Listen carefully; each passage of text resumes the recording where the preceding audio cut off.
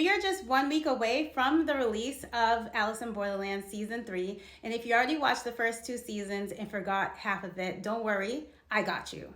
It starts with Arisu, who is a gamer slacker who's hanging out with his best friends Karube and Chota. Until Tokyo suddenly empties, it's devoid of life, and they're dragged into games tied to playing cards. Some of the worst, a tag game where laser-armed assassins hunt you through an apartment complex, and the Ten of Hearts betrayal nightmare that cost Chota and Karube their lives. That heartbreak almost destroys Arisu and traumatized all of us until he meets Usagi, a mountain climber with sharp instincts, and together they try to find the beach. Eventually they land at the beach, run by the charismatic hatter Aguni and his right-hand man Niragi. This is also where they meet Kuina, the martial artist, Chishiya, the genius, and Anne, the ex-cop forensics person.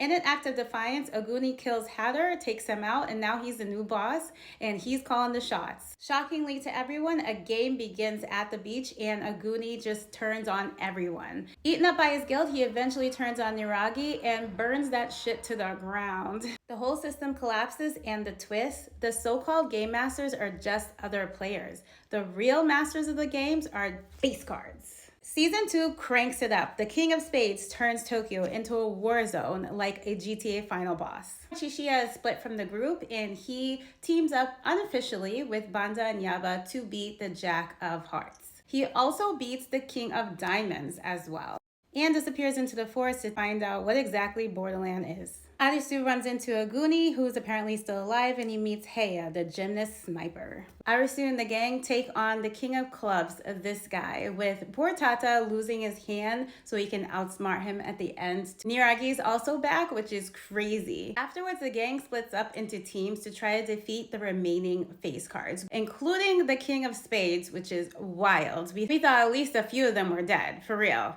The final nightmare is Mira, the Queen of Hearts, who traps Arisu in a game of croquet and gaslights him into wanting to give up on reality.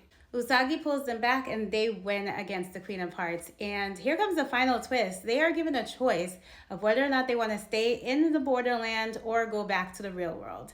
Majority of them choose the real world. Banda and Yaba stay. Like, what's up with those two?